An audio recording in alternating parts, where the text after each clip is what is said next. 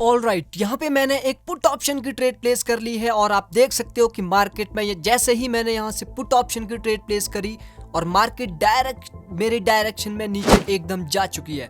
इसके पीछे मैं आपको लॉजिक बताने वाला हूँ कि क्यों मैंने ये ट्रेड प्लेस करी है। इससे पहले चैनल को जाके सब्सक्राइब कर लो और वीडियो को पूरा एंड तक वॉच करके देखना, तभी आपको हर चीज मार्केट में समझ आएगी कि मैं क्या बोलने की कोशिश कर रहा हूँ। अदरवाइज आपने इंपॉर्टेंट चीज मिस कर ली तो आप अपना लॉस कर सकते हो, इसीलिए मेरी वीडियो को पूरा एंड तक वॉच करके देखना।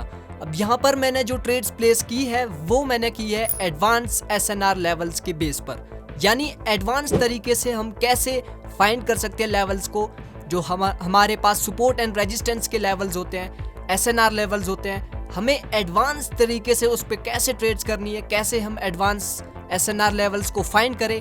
इसी बेस पर मैं आज आपको वीडियो बना के दिखाना चाहता हूं, क्योंकि सपोर्ट एंड रेजिस्टेंस अगर मैं नॉर्मल की बात करूं तो नॉर्मल मार्केट में बिल्कुल भी वर्क नहीं करते हैं। इसीलिए मैंने एडवांस एसएनआर फाइंड करे हैं खुद से, तो मैं आपको सब कुछ बताऊंगा और वीडियो को पूरा एंड तक वॉच करके देखना। इसीलिए ही मैंने ये ट्रेड प्लेस करी थी, क्योंकि यहाँ पर एक एडवांस एसएनआर लेवल है। तो वीडियो को स्टार्ट करते हैं।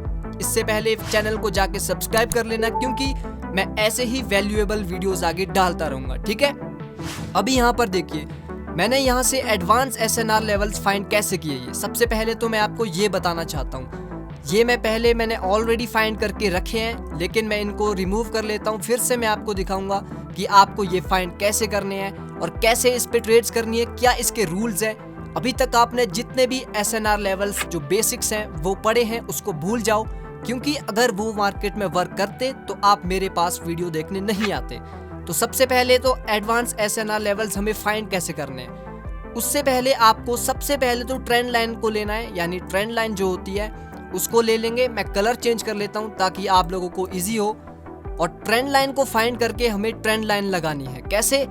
सबसे पहले तो हमें ऐसे पॉइंट्स ढूंढने हैं जहां पर ट्रेंड लाइन को मार्केट ज्यादा रिस्पेक्ट दे रही हो, यानी मिनिमम हमारे पास 3 पॉइंट्स होने चाहिए, तभी हम उस ट्रेंड लाइन को एक वैलिड मानेंगे कि वो एक वैलिड स्ट्रॉन्ग ट्रेंड लाइन है। जैसे कि पहले पॉइंट पर यहाँ पर इसको रिस्पेक्ट दी है मार्केट ने, और उसके बाद सेकंड पॉइंट पर इसने यहाँ पर रिस्पेक्ट दी है, लेकिन हम इसको फिट करने के लिए थोड़ा पीछे कर देंगे ताकि इसमें जितने ज्यादा पॉइंट्स आ सके हम उतने ज्यादा पॉइंट्स को कवर कर सके एज अ ट्रेंड लाइन के बेस पर। तो यहाँ पर मार्केट ने इसको यहाँ पर रिस्पेक्ट दी एंड यहाँ पर रिस्पेक्ट दी एंड यहाँ पर रिस्पेक्ट दी है, तो ये एक स्ट्रॉन्ग ट्रेंड लाइन है। अब हमें करना क्या है कि हमें स्ट्रॉन्ग ट्रेंड लाइन पे स्ट्रॉन्ग हॉरिजॉन्टल लाइन भी इसमें ऐड करनी है, तभी जाके वो एक advance and pure strong VSSNR levels बन के तैयार होंगे। तो यहाँ से हम इसको हॉरिजॉन्टल लाइन ले लेते हैं। ट्रेंड लाइन हमने ले ली है, अब हम हॉरिजॉन्टल लाइन लेने वाले हैं। और हॉरिजॉन्टल लाइन को हम कैसे देखेंगे, आपको ये तो पता ही होगा एक कंप्लीट एसएनआर कैसी होती है। कंप्लीट एसएनआर मींस कि जहां पर मार्केट उसको एज अ सपोर्ट भी रिस्पेक्ट दे रही हो, एज अ रेजिस्टेंस भी रिस्पेक्ट दे रही हो। तो हमें करना क्या है, हमें पॉइंट्स नोट करने हैं। जैसे ये एक ट्रेंड लाइन है, ट्रेंड लाइन पर इस पॉइंट पर मार्केट ने रिस्पेक्ट दी, इस पॉइंट पर रिस्पेक्ट दी है और इस पॉइंट पर भी रिस्पेक्ट दी है। तो आपको करना क्या है कि इसी पॉइंट पर फाइंड करना है क्या वो एक हॉरिजॉन्टल स्ट्रॉन्ग एसएनआर लेवल है वहां पर या नहीं है। तो यहाँ पर देखते हैं, यहाँ पर मैंने एक लेवल क्रिएट किया है हॉरिजॉन्टल लाइन का। तो अगर मार्केट इसको रिस्पेक्ट दे रही है, पीछे तक काफी रिस्पेक्ट दिया है इसको, तो ये एक हॉरिजॉन्टल वे पे भी स्ट्रॉन्ग एसएनआर लेवल बन जाएगा। जैसे कि मार्केट ने इसको यहाँ पर रिस्पेक्ट दिया है, आफ्टर दैट यहाँ पर इजीली मार्केट इसको ब्रेकआउट कर रही थी, यहाँ पे मार्केट ने एज अ रेजिस्टेंस इसको वर्क किया, यहाँ पर फिर एज अ रेजिस्टेंस फिर से वर्क किया। दैट मीन्स कि ये एक स्ट्रॉन्ग लेवल है, ये कोई नॉर्मल लेवल नहीं है, ये एक VSSNR लेवल है। लेकिन हमें करना क्या है कि जब हमने ट्रेंड लाइन को ऐड कर दिया, उसके बाद एक हॉरिजॉन्टल लाइन का भी हमारे पास एक कॉन्फिडेंस आ गया कि ये एक ट्रेंड लाइन भी स्ट्रॉन्ग लेवल है एंड हॉरिजॉन्टल लाइन भी स्ट्रॉन्ग लेवल है। तो ये हमारे पास एक स्ट्रॉन्ग VSSNR लेवल बन के तैयार हो चुका है। अब मार्केट इन फ्यूचर जब भी इस वाले लेवल को जो मैंने एक हॉरिजॉन्टल वे पे ऐड किया है, इसको मार्केट जब भी रिस्पेक्ट देके इसके ऊपर क्लोज करेगी, यानी रिजेक्शन देके, और जब भी मार्केट इसका ब्रेकआउट करेगी।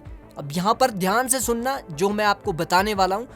हमें ट्रेड्स करनी कैसे है, जैसे कि यहाँ पर एक हमारे पास ये एडवांस एसएनआर लेवल बन के क्रिएट हो चुका है। तो यहाँ पर ध्यान देना इस चीज़ को, ये चीज़ अगर स्किप कर ली तो आप बहुत ज़्यादा इंपॉर्टेंट चीज़ मार्केट में मिस कर सकते हो। यहाँ पर जब भी मार्केट ऊपर से इस पे रिजेक्ट करके इसके ऊपर क्लोज करेगी तो हम वहाँ से बाइंग की ट्रेड करेंगे।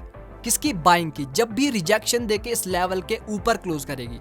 लेकिन अगर रिजेक्शन देके मार्केट इसके ऊपर क्लोज करती है, अगर उसमें रिजेक्शन नहीं आती, मान लो जैसे कि ये एक कैंडल थी, इसके नीचे कोई भी रिजेक्शन नहीं है, कोई भी स्ट्रॉन्ग रिजेक्शन नहीं है और इसके ऊपर ही क्लोज कर दिया, तो उस सिचुएशन पे हम बाइंग की ट्रेड नहीं करेंगे, क्योंकि वहां पर हमें क्या बताया जा रहा है कि वो एक लेवल तो है, लेकिन मार्केट में वहां से हमें बायर्स की कोई भी रिजेक्शन नहीं दिखी, तो हम वहां से रिवर्सल ट्रेड नहीं कर सकते, वहां पर हम वेट करेंगे। और इस चीज को ध्यान से सुनना जो मैं अब बताने वाला हूं। जब भी मार्केट इस लेवल का ब्रेकआउट करेगी तो आपको कंटिन्यूएशन की ट्रेड मार्केट में बिल्कुल भी नहीं करनी है। आपको यूट्यूबर यही बताते होंगे कि मार्केट में जब भी रेजिस्टेंस लेवल का ब्रेकआउट हो या सपोर्ट लेवल का ब्रेकआउट हो तो वहां से कंटिन्यू की ट्रेड कर लो, लेकिन ये जो लेवल्स मैंने क्रिएट किए हैं इसमें ऐसा बिल्कुल भी नहीं है, क्योंकि ये मार्केट में VSSNR लेवल्स है और जब भी VSSNR लेवल्स का ब्रेकआउट होता है तो रिट्रेसमेंट मार्केट में डेफिनेटली आती है, जैसे कि यहाँ पर भी आई। इस रेड कैंडल ने इसका ब्रेकआउट किया स्ट्रॉन्ग VSSNR लेवल का, जो हमने एक trend line and horizontal line के बेस पर ऐड किया था। उसके बाद जैसे इसने ब्रेकआउट किया तो हमें क्या चाहिए कि मार्केट में अब रिवर्सल की हम ट्रेड करेंगे। क्यों? क्योंकि रिट्रेसमेंट की जरूरत है। जब भी मार्केट एक VSSNR स्ट्रॉन्ग लेवल का ब्रेकआउट करती है तो वहां पर मार्केट में रिट्रेसमेंट की जरूरत होती है। Without any retracement market continue नहीं कर सकती, इसीलिए हमें इसके ब्रेकआउट के बाद कभी भी कंटिन्यूएशन की ट्रेड नहीं प्लेस करनी है। इवन रिवर्सल की हम ट्रेड प्लेस करेंगे, उसमें भी मैंने रूल्स बताए हैं, उसमें भी मेरे रूल्स है कुछ, उन रूल्स को फॉलो करके ही आप इस पे ट्रेड्स करोगे। जैसे अगर इसके ऊपर कैंडल क्लोज करती है रिजेक्शन देके तो ही हम वहां से रिवर्सल की ट्रेड्स प्लेस करेंगे। उसमें एक रूल मैंने और क्रिएट किया है कि आपको वॉल्यूम चेक करना है।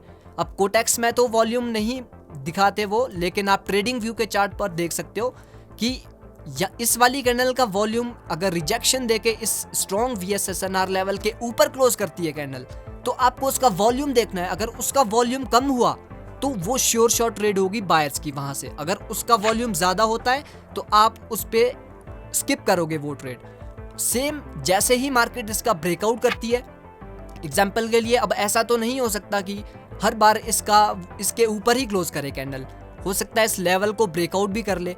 तो ब्रेकआउट वाले सिनेरियो में हमें रिवर्सल की ट्रेड करनी है जब भी मार्केट इन लेवल्स का ब्रेकआउट करती है। तो जैसे ही इस कैंडल ने इसका ब्रेकआउट किया तो हम इस वाली जिस कैंडल ने ब्रेकआउट किया है उस कैंडल का भी हम वॉल्यूम चेक करेंगे। उस कैंडल का वॉल्यूम चेक करेंगे कि वो वॉल्यूम उसका ज्यादा है या कम है। अगर उस वाली कैंडल का वॉल्यूम ज्यादा है तो हम ट्रेड रिवर्सल की नहीं प्लेस कर सकते, वहां से फिर मार्केट कंटिन्यू भी कर सकती है अगर उस कैंडल का वॉल्यूम ज्यादा हुआ।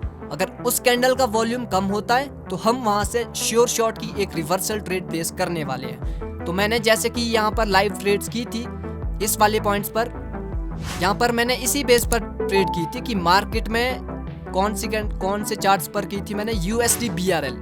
मैंने इस पॉइंट पर रिवर्सल की ट्रेड प्लेस करी थी, इस पॉइंट पे, इस रेड कैंडल पर। क्यों करी थी? क्योंकि यहाँ पर आप देख सकते हो एक स्ट्रॉन्ग कॉन्फिडेंस लेवल जो मैंने क्रिएट किया है वो मार्केट में यहाँ पर बिल्कुल ही एक क्रिएट हुआ था और मैंने उसी बेस पर वो सेलर्स की ट्रेड प्लेस करी थी। पहला तो मैंने ट्रेंड लाइन ऊपर से लगा के ये मैंने लगाई, क्योंकि मार्केट में हमें ये देखना है कि जितना ज्यादा उस ट्रेंड लाइन को मार्केट फॉलो कर रही है उसी पॉइंट पर हम वो ट्रेंड लाइन या हॉरिजॉन्टल लाइन को लगाते हैं। अदरवाइज ये बीच में आप ऐसे कुछ भी नहीं लगाओगे, ये सिर्फ फेक ब्रेकआउट्स है। फेक ब्रेकआउट्स हम अभी नहीं पढ़ने वाले, हम सिर्फ अभी कॉन्फिडेंस लेवल के बारे में पढ़ रहे हैं। और जैसे ही आपको मैंने बोला इस लेवल का ब्रेकआउट होता है तो कंटिन्यू की ट्रेड हम नहीं कर सकते, क्योंकि मार्केट में रिट्रेसमेंट की जरूरत होती है। Without any retracement market continue नहीं कर सकती है अगर आप इन स्ट्रॉन्ग लेवल या VSSNR लेवल्स पर ट्रेड कर रहे हो तो जैसे कि यहाँ पे मार्केट में मैंने इस कैंडल पर ट्रेड करी थी रेड की, इसीलिए करी थी क्योंकि ये एक कॉन्फ्लुएंस लेवल था, स्ट्रॉन्ग लेवल था, VSSNR लेवल था। जैसे कि ये एक ट्रेंड लाइन हमने क्रिएट कर ली है, इसमें मार्केट इसको यहाँ पर भी रिस्पेक्ट कर रही है first time, second time, then third time भी इसको रिस्पेक्ट दिया, देन फोर्थ टाइम भी इसको रिस्पेक्ट दिया।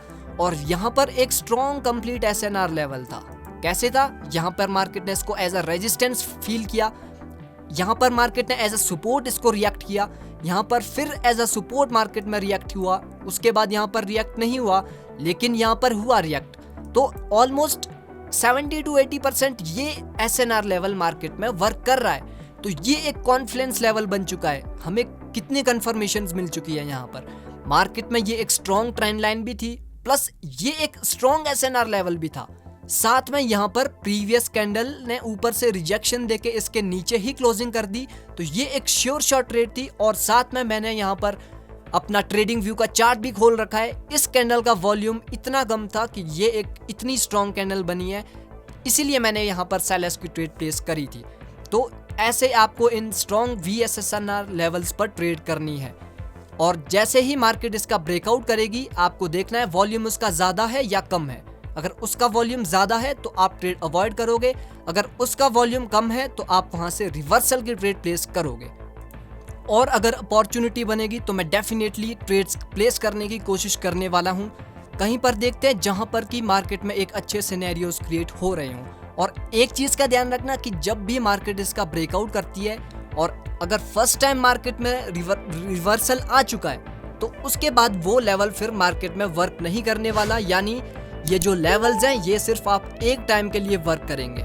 जैसे कि ये लेवल है, ये मार्केट में जब इसका ब्रेकआउट हो गया, रिट्रेसमेंट आ गई, तो उसके बाद ये लेवल्स किसी काम का नहीं रहेगा। ऐसा नहीं कि आप इस पे आगे से आगे वर्क करते जाओ, नहीं। और जब भी मार्केट रिजेक्शन देके इसके ऊपर क्लोज करती है, आपने रिवर्सल की ट्रेड प्लेस कर ली, उस कैंडल का वॉल्यूम भी कम है, तो अगर रिवर्सल की ट्रेड आपकी एक विन हो जाती है, उसके बाद आप इसका यूज नहीं करोगे। ये मैं आपके भले के लिए ही बोल रहा हूँ। आपकी एक्यूरेसी फर्स्ट टाइम में ऑलमोस्ट 70 to 80% रहने वाली है।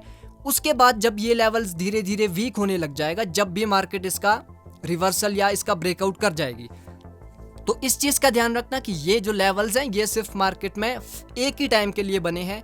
जितना ज़्यादा आप इस लेवल्स पर आगे भरोसा करोगे, उतना ज़्यादा ये लेवल वीक होते जाएगा।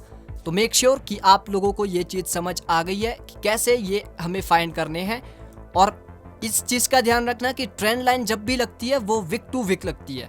विक टू विक मीन्स कि इस ग्रीन कैंडल की लोएस्ट विक से लेके जो ये यहाँ पर रिवर्सल आया है, सेकंड रिवर्सल, इसकी लोएस्ट विक, तो हमें विक टू विक ही लगाना है। इसके पीछे भी एक लॉजिक है कि क्यों हम विक टू विक ही लगाते हैं। और हॉरिजॉन्टल लाइन भी गाइस विक टू विक ही लगती है, क्योंकि हम ट्रेड प्लेस कर रहे हैं 1 मिनट के चार्ट पे।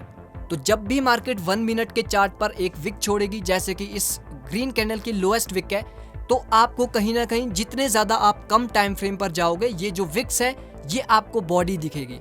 तो कभी भी ये मत लगाइए कि उसकी बॉडी से आप ट्रेंड लाइन लगा रहे हो या हॉरिजॉन्टल लाइन बॉडी से लगा रहे हो।